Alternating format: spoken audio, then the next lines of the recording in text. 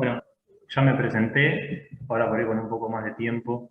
Yo soy estudiante de Ingeniería Electrónica de la Facultad de Ingeniería de Mar del Plata y trabajo en el laboratorio de interfaces y superficies de INTEMA, como dije.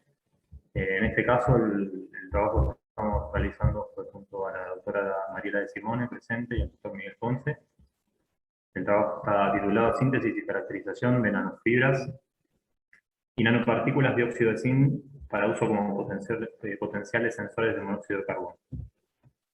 El trabajo está sectorizado en la síntesis de las fibras y nanopartículas, la caracterización de la superficie de las mismas, la caracterización eléctrica. Después vamos a hablar un poco de las conclusiones que logramos extraer de este trabajo. En el caso de las nanopartículas, en el caso tanto de las nanopartículas como de las fibras, se utilizó el método de Pecchini, en la cual la temperatura de la sintetización fue de 110 grados centígrados con un calentamiento medio de 10 grados por minuto. En este caso, la concentración de la hexametilentretramina fue de 0,01% molar. Para el caso de las nanofibras, como vamos a ver más adelante, fue un poco mayor, lo que determinó en sí, dado que el resto de las condiciones de síntesis son análogas, lo que varía la formación de un caso u otro en sí es la concentración de los reactivos.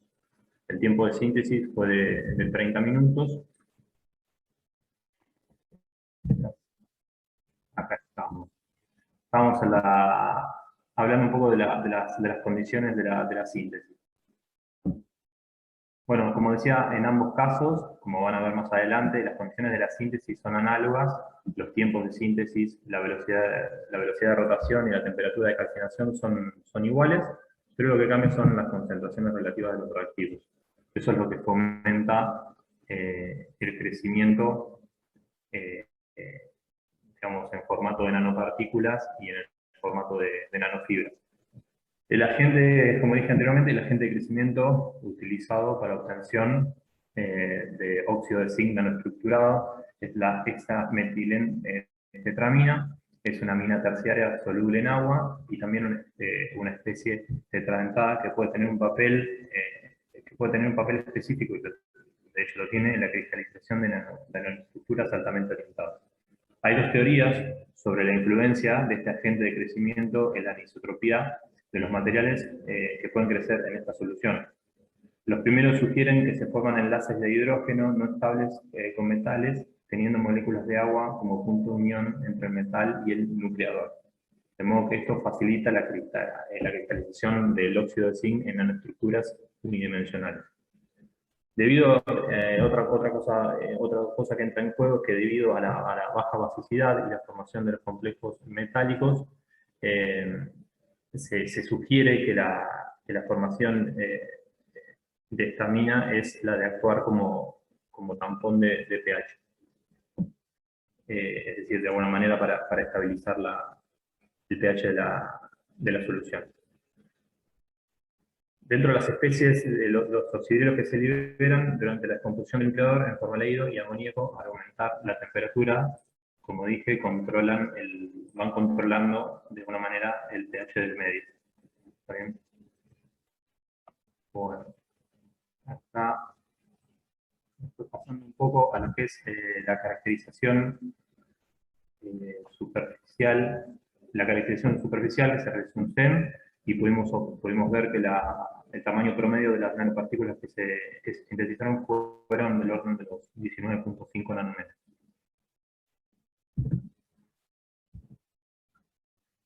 Otro de los ensayos que se realizaron para la caracterización fue en ambos casos fueron los mismos, pero en este caso las nanopartículas, el DRX, arrojaron los planos presentes y que dieron planos característicos del óxido de zinc en estructura hexagonal de Wurtzita.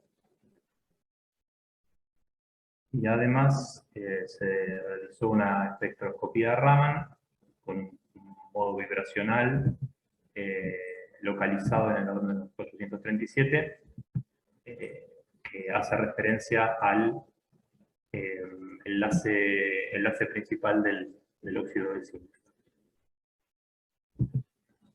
Y después se calcularon en realidad,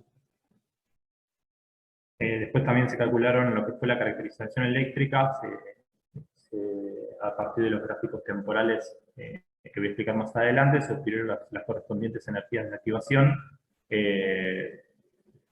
para el caso en el cual la atmósfera circundante del sensor fue en aire, en vacío y en monóxido de carbono a distintas concentraciones. Acá podemos ver los ensayos temporales que se realizaron. Al inicio del experimento arrancamos con una atmósfera de aire. Utilizamos aire sintético con balance de nitrógeno, y luego hicimos vacío en el orden de los 3 militorr, y alcanzamos esos valores de resistencia para después inyectar monóxido de carbono en 10 milímetros de mercurio. Volvimos la muestra de vuelta a una atmósfera y realizamos nuevamente el mismo ensayo. Como se puede ver, la segunda y la tercera vez que ingresamos aire, el sensor intenta volver al valor inicial, con una cierta diferencia propia de que, independientemente que le estamos haciendo una medición eléctrica, estamos relevando las características eléctricas, como estamos trabajando a 440 grados centígrados, de alguna manera el sensor empieza a tener un cierto tratamiento. El monóxido genera un cambio permanente en la estructura. Acá lo que pasa es el monóxido de carbono, cuando toca la superficie del sensor, se lleva un oxígeno, se va en forma de dióxido de carbono y modifica la densidad de portadores de carga del sensor en sí, lo que se evidencia como un aumento o una disminución de la resistencia eléctrica. En este caso, como aumenta la densidad de portadores, la resistencia es menor que la que hay en aire, que la que tenemos en aire. Para el caso de la síntesis de nanofibras, como había dicho, el proceso de síntesis fue análogo, pero en este caso los precursores fueron mayores, en el caso de esa metilendetramina fue de 0.3 molar. Los tiempos, la velocidad y la temperatura fue exactamente la misma. Pero al hacer el análisis, la microscopía del SEM, lo que podemos ver es que la estructura formada en este caso son de nanofibras que tuvieron de 80 a 115 nanómetros de diámetro y una longitud de 0.8 a 2.9 micrómetros.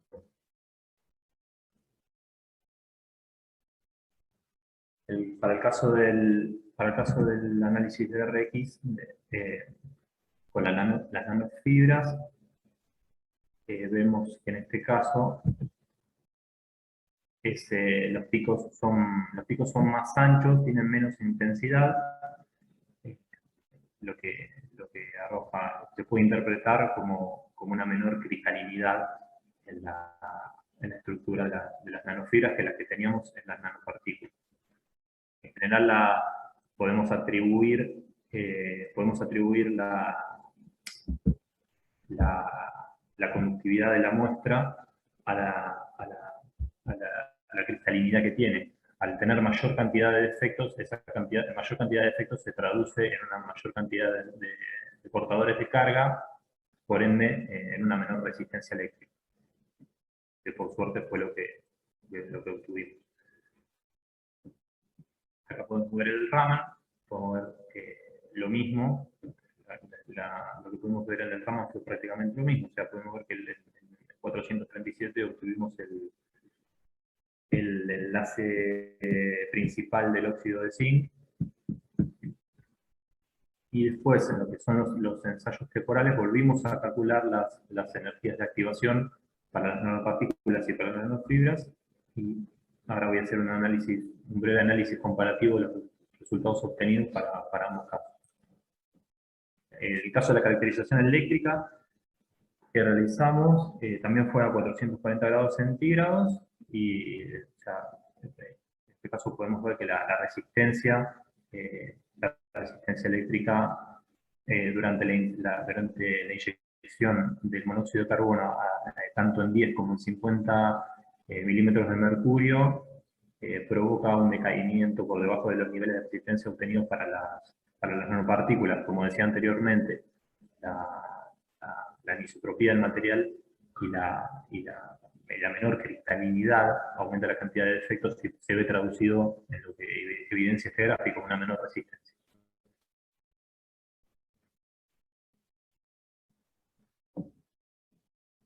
Acá hicimos una breve análisis comparativo entre los resultados obtenidos para un caso y otro, donde se puede ver que donde se pueden ver que las energías de activación en sí son para vacío y para monóxido de carbono son parecidas, son muy parecidas.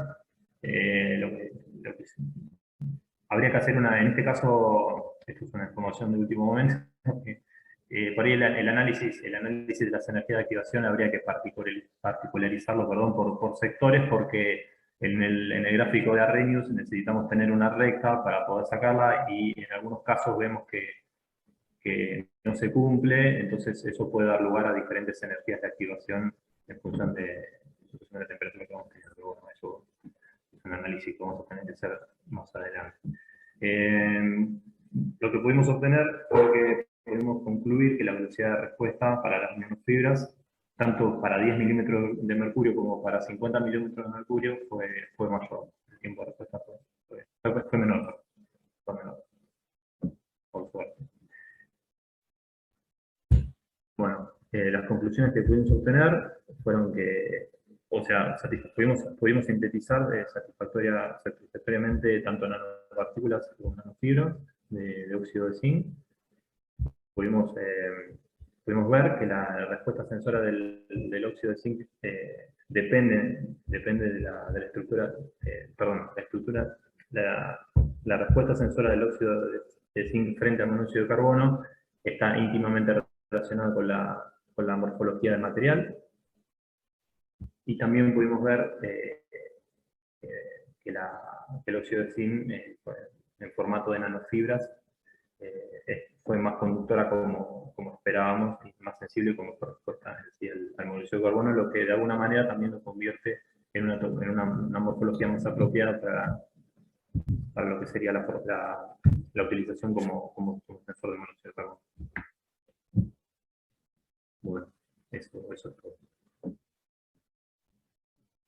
Estoy sin... Sí.